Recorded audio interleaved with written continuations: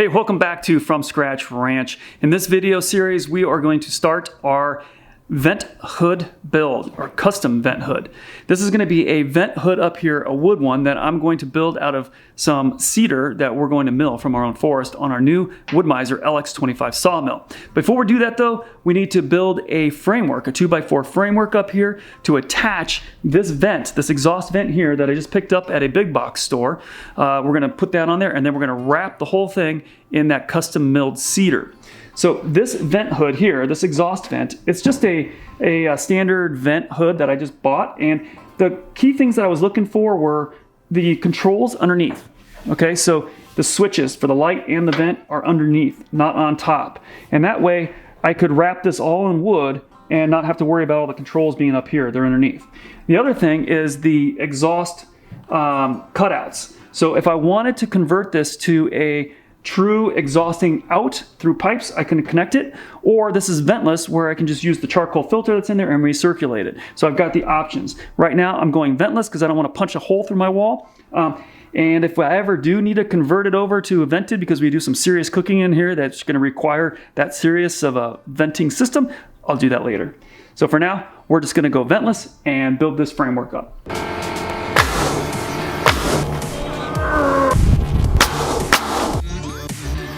I'm going to put this hood basically right above the tile there, just, right at that right level right there. So I want to put a backer right here behind the hood and also to span across, because then I got to build my framework up off that. And I'm going to kind of come up at an angle this way and then angle back that way. So I want to have a good anchoring system here. So the issue that I've got is this post here sticks out only 1 5/16. A 2x4 is going to be 1.5 inches thick, so I'm going to plane it down to this thickness so it's at the same plane as these two posts here, and we'll have a nice flush backer for the hood.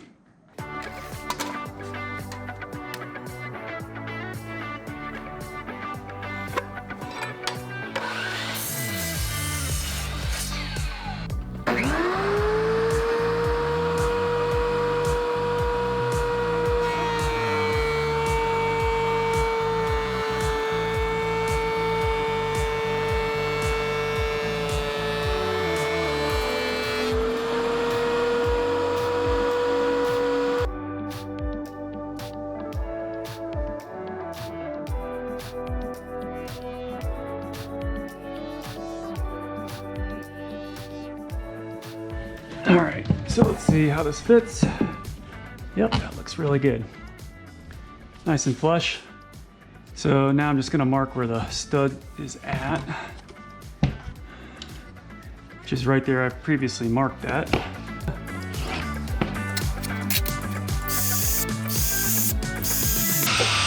So that's where that one stud was at, and then I knew I had another one on the end here. So I'm basically going to be building this on the wall as I go, or at least portions of it, because I'm not sure exactly what I'm going to be doing, but I got a general idea of what I want to do. So I'm going to be kind of building this on the fly. We'll see how it goes.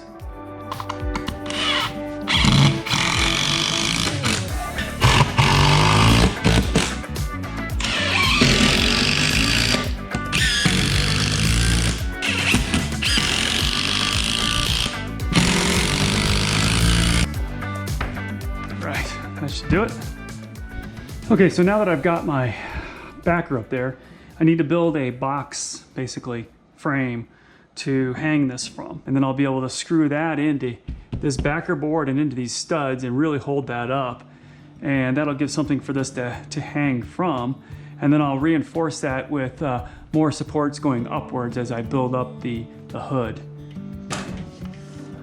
So it's 30 by... So I want to get it all the way out to this furthest point here, right there. So I need to build a rectangle that's 30 by 18. And then that'll be able to put my wood on the front to cover that.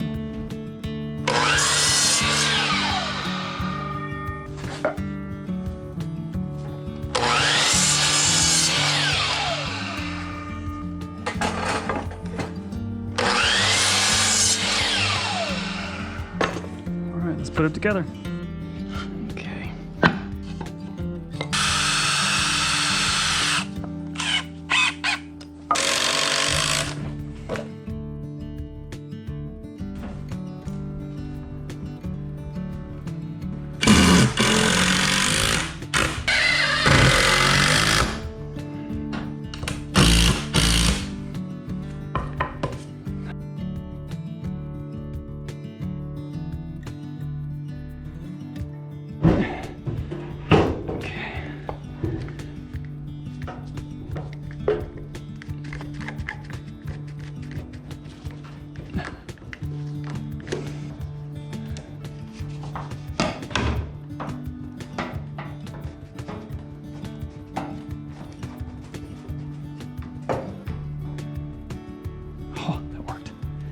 Okay, throw some screws up in there.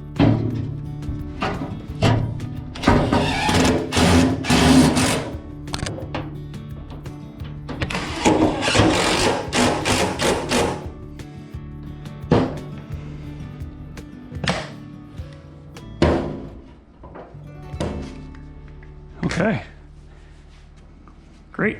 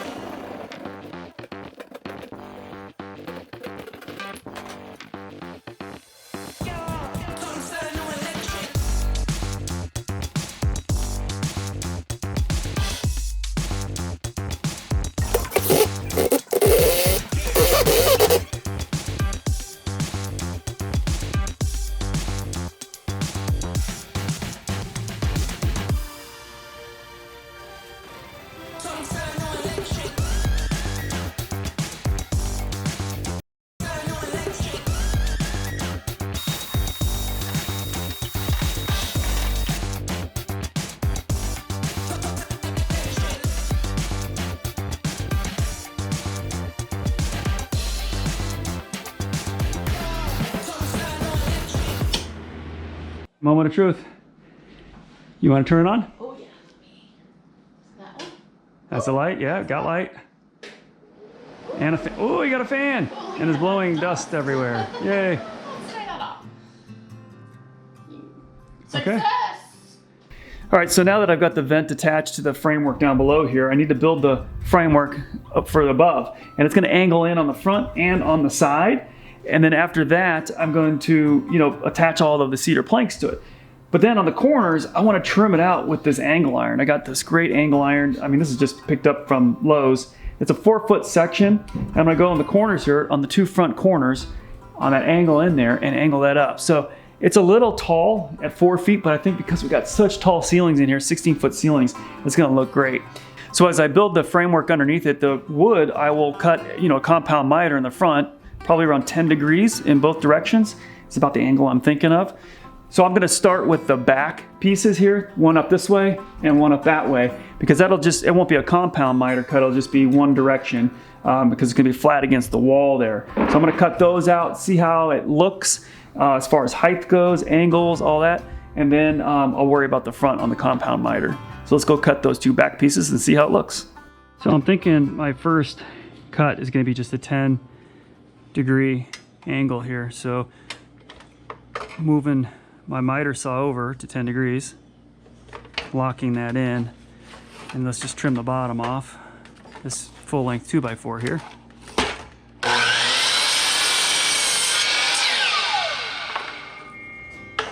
So then that's going to go up on the wall at an angle like so. That looks about right. So then now I need to cut a parallel angle to this one. So I need to flip it over and then cut the 10 degree at the top there, but I need to measure that to the 4 feet.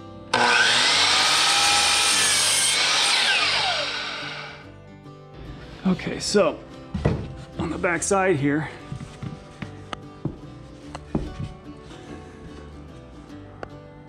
that looks about right. Okay, so because I'm going to angle it to the inside from the side and also to the back from the front. I need to have a compound cut. And I'm gonna go with 10 degrees. So this is a compound miter saw, so it goes both directions. I can swivel it this way, so it's on 0 right now.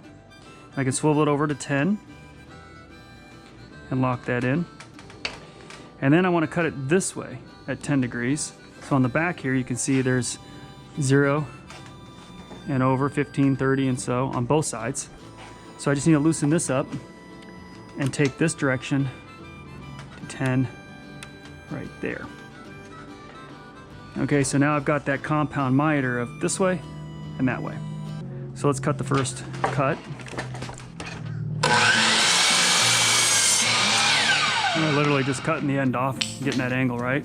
So now when I stand this up on end, see it's gonna lean to the right, and then also flush with the stand here, it's leaning to the back.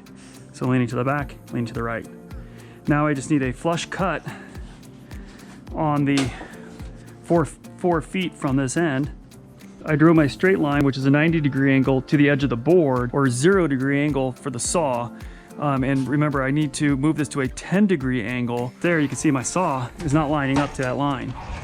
So I could line it up to that back corner there, you know, looking down it and making sure I'm on that back corner, which is very doable. But just to show you on the speed square here, I can line that back up and then use my degrees here. So it says degree, 10. And all I gotta do is pivot the speed square to the 10, like so. So I'm on 10, and draw my line. And now it should line up. Yep, right on the money.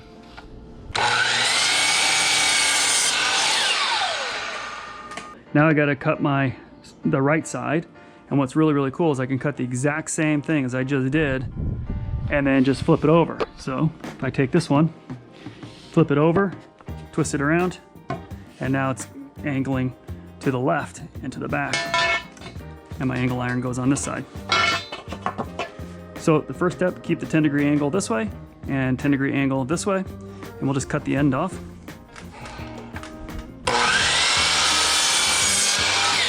We gotta slide this down. So we want the exact same cut, be parallel with that. So we're gonna slide it down. We're gonna measure our 48 inches from the back side, the long side here. So the 48, we'll go to 48. Now I don't have to draw the straight line, the 90 degree, because I know that I want to pivot this to the 10 degree. My 10 degree there. Pivot point. Draw my line, that should be right on. Line her up. And I want to be on the left side of the line for sure, because I want to keep the right side. And I want to take into account the width of the blade there, the kerf.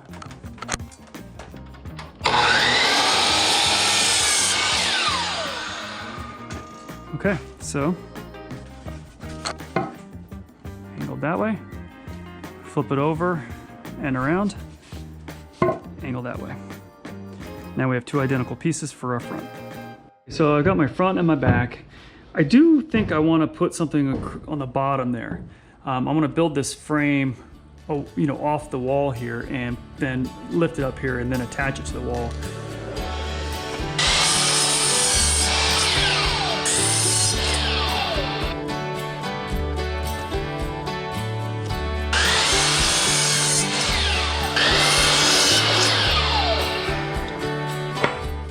Okay, for the base of this framework, I'm going to use this pocket hole jig to drill some holes sideways into the sides here and connect all of these pieces together.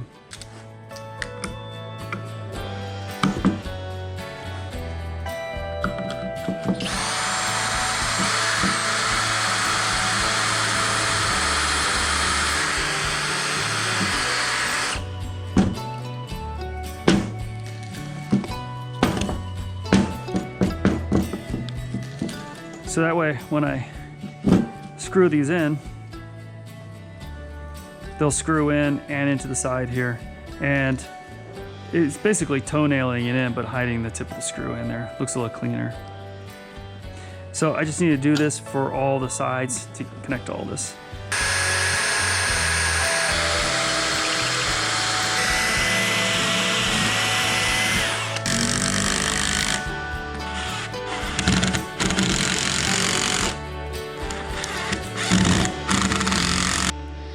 Okay, so for the first board on the back, it's gonna go right like so.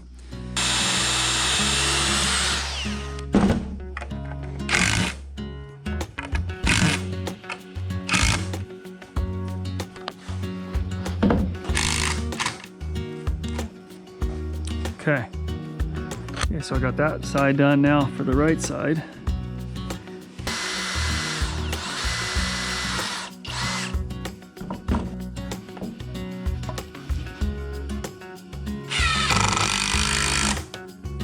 Looking good.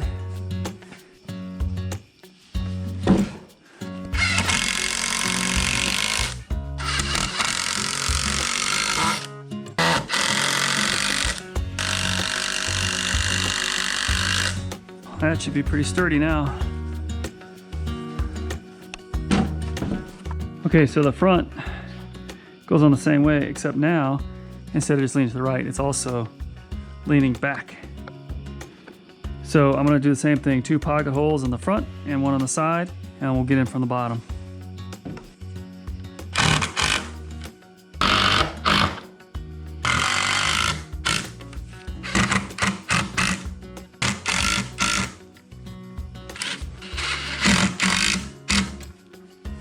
Now I want to flip this on its end and get the long screws underneath.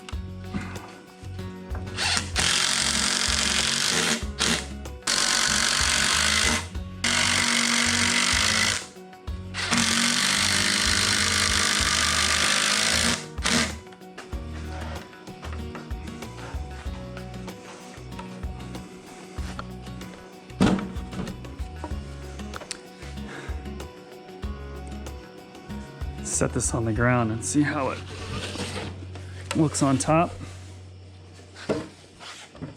So now I've got to measure all this, get all this right, and square this up so it holds the shape that I need. That pipe is going to go like right between there. Well, it looks okay. It still needs to be braced up top, and no matter what I did with trigonometry and whatnot to figure out my just lengths, I don't think it's perfectly cut right. So there's just some general figuring we're gonna need to do here. So I think I'm gonna start with just the front and figure out exactly the spacing up top. And I'm gonna use a level. We'll see if this works. And make sure it's flush on this board here. So if I get it flush and level, there's level, look at that cat up there. Okay, and I'm flush there. That should give me a general idea of my distance. The gap that I want to close up here. So I'm just drawing my lines here and eyeballing it level and flush. And then we will use the speed square. Go to my 10 degree. And the same thing on this side. 10 degree. And if I cut that and then put that in between, that should do it.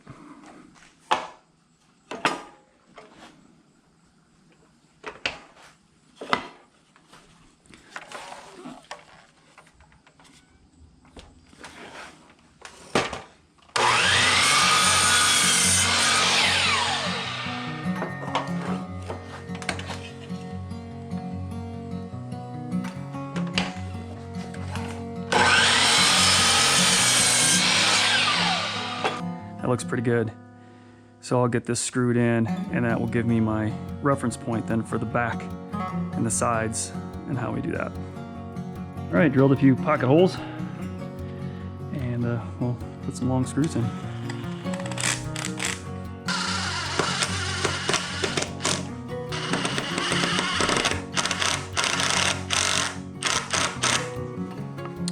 So I'm just going to use this to make sure I'm flush here, I'm level. This is the right angle. I'm just going to transcribe this, trace it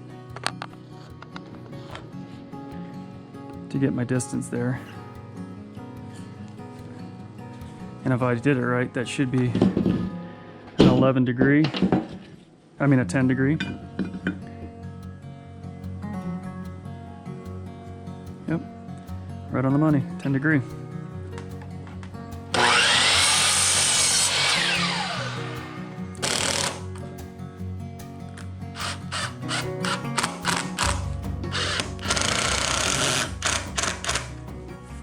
As you can see, I'm too long here.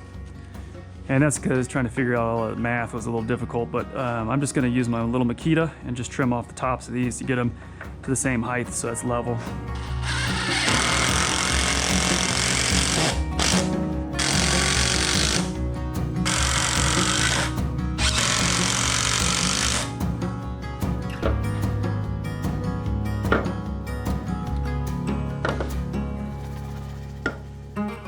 Looks good.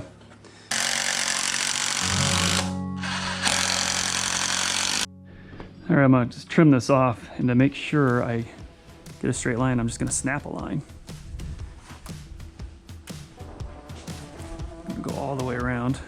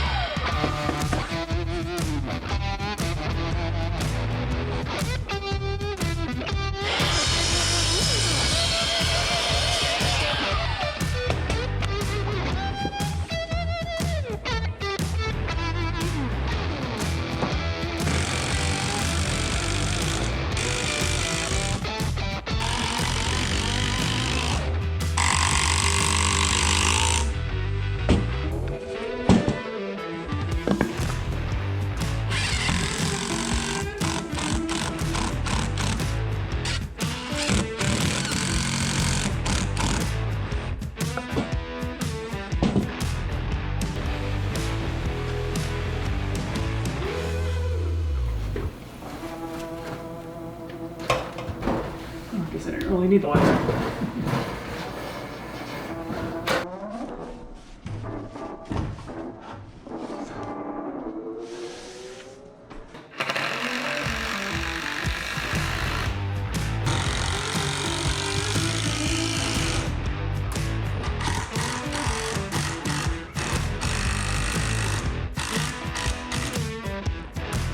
All right, here's the cap we built.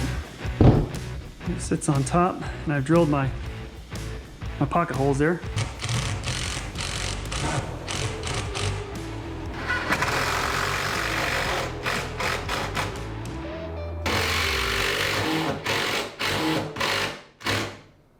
All right, I want to put a brace in here, a diagonal brace to hold this.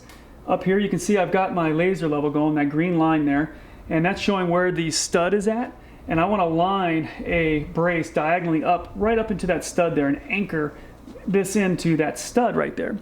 So in order to do that though, I'm gonna have to use some geometry and some trigonometry to figure out what these angles are, what the length of this board will be.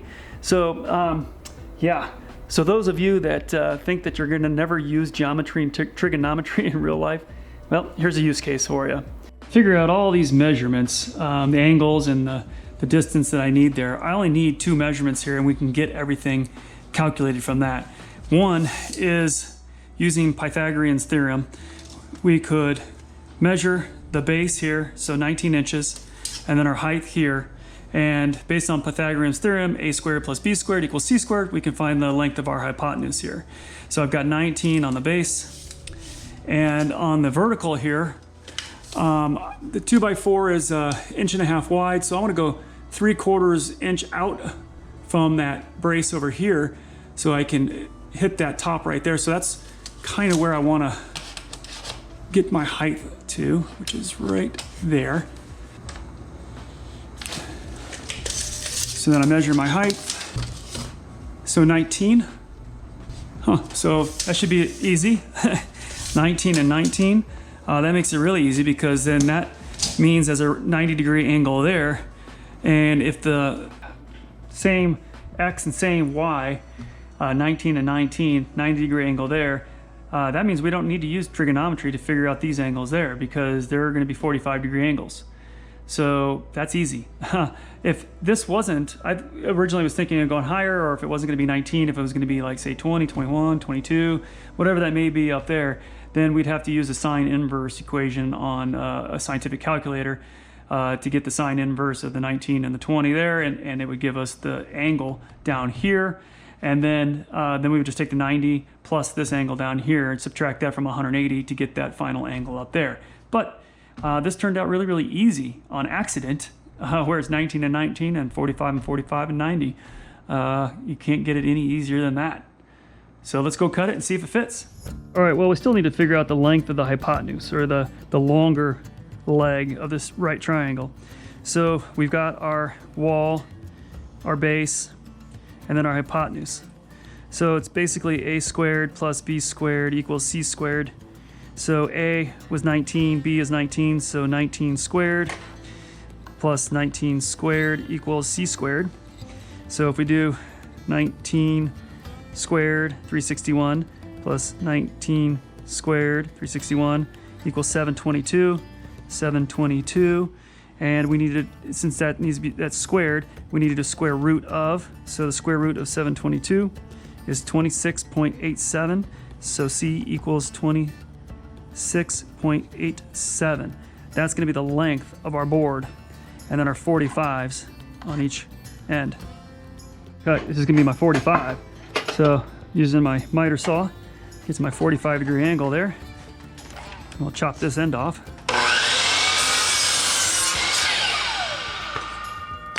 Okay, and then now we've got 26.87. So 26.87 as a fraction, or in eighths or sixteenths. I need to figure that out. Okay, I've got 26.87 inches. So I know I got the 26 inches plus the 0.87 of an inch. Well, there's sixteenths on the tape measure. So I just need to multiply 16 times the 0.87 to get me the number of sixteenths. So it's 13.92 sixteenths rounded up to 14. That means that would be 26 and 14 sixteenths, or reduced down 7/8. So 26 and 7/8 is going to be my hypotenuse right there. I hate that I'm right-handed, and using the tape measure in my left hand and writing with my right, the numbers are all upside down. This must be a tape measure for a left-hander. I don't know. I didn't know they came in different left hand versus right hand. I don't know if they do or not. Maybe that's just how they make them all. I don't know. It's just inconvenient, especially when I'm filming, and so you guys are seeing everything upside down. So we'll cut this angle, 45, like so. Reverse this around, 45 going this direction. We want to keep this side, so I want to keep my blade to the left of the line. And just to make sure I'm dead on this thing, I'm going to actually draw my line using my speed square here. Since I know it's a 45, perfect. I'll just draw that line there so I can see my blade all the way down the length of the line.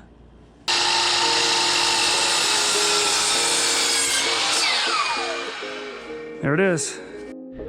All right, moment of truth.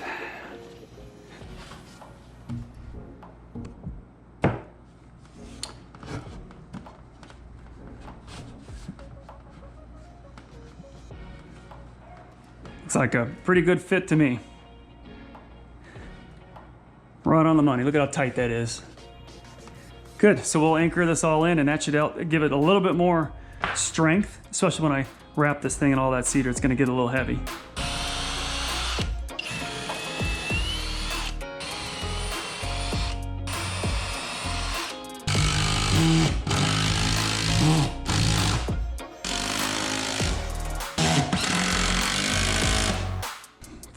here. There we go. Yeah. Yeah, see, that's not going anywhere now. You could probably do pull-ups from this thing, no problem. Now it's just a matter of throwing a few screws in around the outer edge here.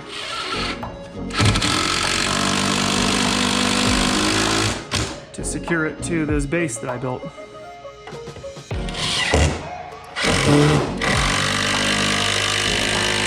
All right, now that the framework is complete and the vent's all up and everything, electrical's done, we're ready for the stovepipe. And I've got all this stovepipe down here that we're gonna put together, and I'm gonna connect it.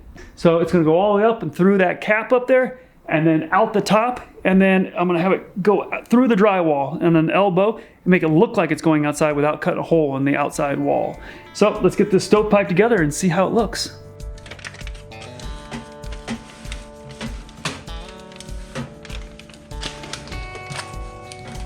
Get this up in there.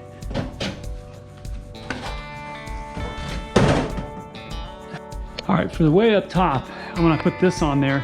It's almost fake, just to make it look like, you know, it's flared out on the bottom, sitting on inside that cap up there. So it's more of just for the look. And then this will go on top of it. There we go, just like that. And then on the very top, this will go into the wall. Like so. And then I've got a trim piece that will go around here. This trim piece here will go on the wall. And that will be in the wall.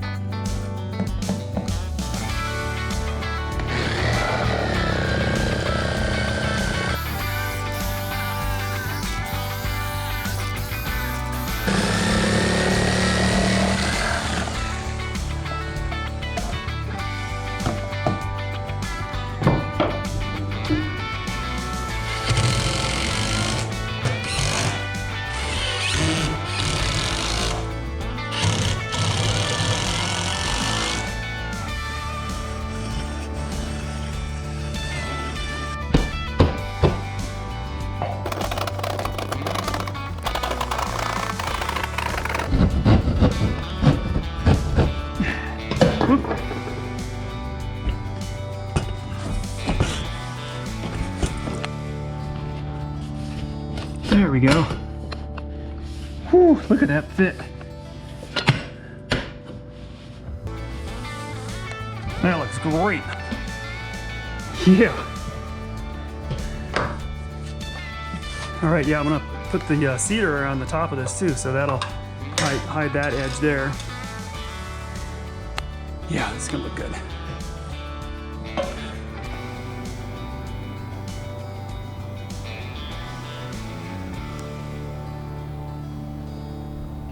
All right, well, that wraps up our DIY custom range exhaust vent hood framework. Yeah, in the next video, we're going to wrap this thing with cedar planks, red cedar planks that I'm gonna mill on our new LX25, Wood-Mizer LX25 sawmill, harvested from our own property. So stay tuned for that one, and thanks for watching. Hopefully you enjoyed this video. If you did, hit that like button, and make sure you subscribe to us if you're not subscribed already. Facebook, Instagram, check us out there. And until next time, keep living the dream.